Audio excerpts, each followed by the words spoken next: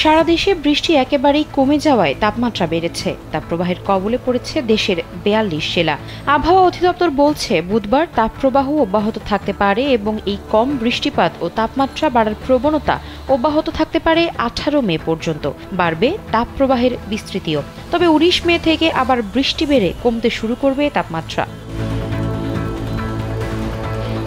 আবহাওয়া অফিসের তথ্যমতে মঙ্গলবার নীলফামারী সৈয়দপুরে দেশের সর্বোচ্চ তাপমাত্রা উঠেছিল ৩৮.৪ ডিগ্রি সেলসিয়াস, আর ঢাকায় সর্বোচ্চ তাপমাত্রা ছিল ৩৫.৩ ডিগ্রি সেলসিয়াস। মঙ্গলবার সন্ধ্যা ৬টা পর্যন্ত ২৪ ঘন্টায় বগুড়ায় দেশের সর্বোচ্চ ১৬ মিলিমিটার বৃষ্টিপাত রেকর্ড করা হয়েছে। এছাড়া বাগেরহাটের মোংলায় ১ মিলিমিটার বৃষ্টিপাত হয়েছে। এর বাইরে আর কোথাও পরিমাপযোগ্য বৃষ্টিপাত হয়নি। সেলফিন অ্যাপে দেশ বিদেশের যে কোনো জায়গা থেকে অ্যাকাউন্ট খুলতে পারবেন কোনো ঝামেলা ছাড়াই। সেলফিন, আগামীর ব্যাংকিং।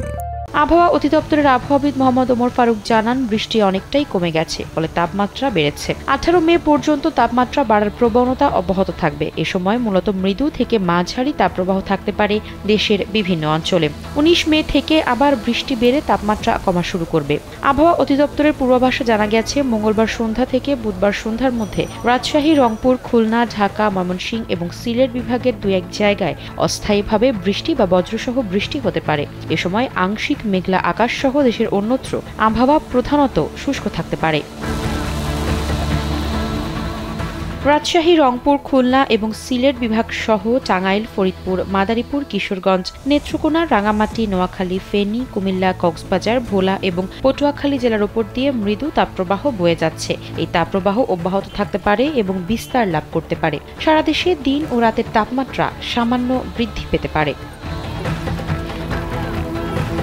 তাপমাত্রা ৩৬ থেকে ৩৮ ডিগ্রি সেলসিয়াস হলে তাকে মৃদু তাপপ্রবাহ ধরা হয়। ৩৮ থেকে ৪০ ডিগ্রির ভেতরে হলে তাকে মাঝারি এবং ৪০ থেকে ৪২ ডিগ্রি হলে ওই তাপমাত্রাকে তীব্র তাপপ্রবাহ বলা হয়। আর তাপমাত্রা ৪২ ডিগ্রির উপরে উঠলে তাকে বলা হয় অতি তীব্র তাপপ্রবাহ। বুধবার সন্ধ্যা ৬টা থেকে বৃহস্পতিবার সন্ধ্যার মধ্যে রংপুর, ময়মনসিংহ ও সিলেট বিভাগের ২-১ জায়গায় অস্থায়ীভাবে বৃষ্টি বা বজ্রসহ বৃষ্টি হতে পারে। এছাড়া আংশিক মেঘলা আকাশ সহ দেশের অন্যত্র আবহাওয়া প্রধানত শুষ্ক থাকতে পারে। চলমান তাপপ্রবাহ পরিস্থিতি অব্যাহত থাকতে পারে এবং তা বিস্তার লাভ করতে পারে।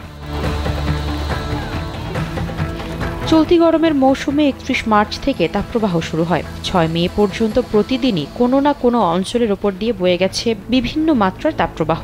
দেশের ইতিহাসে একটানা ৩৭ দিন তাপপ্রবাহের সবচেয়ে বড় রেকর্ড এটি। ধীরে ধীরে বৃষ্টি বাড়ায় ৭ থেকে ১২ মে পর্যন্ত ৬ দিন কোথাও তাপপ্রবাহ ছিল না। গত এক সপ্তাহ ধরে ঝড় বৃষ্টির প্রবণতা বাড়ায় স্বস্তি ফিরেছিল জনজীবনে। তবে বৃষ্টি একেবারেই কমে যাওয়ায় সোমবার থেকে সারা দেশে তাপমাত্রা বেড়েছে। আফসারা নাজ, কালবেলা।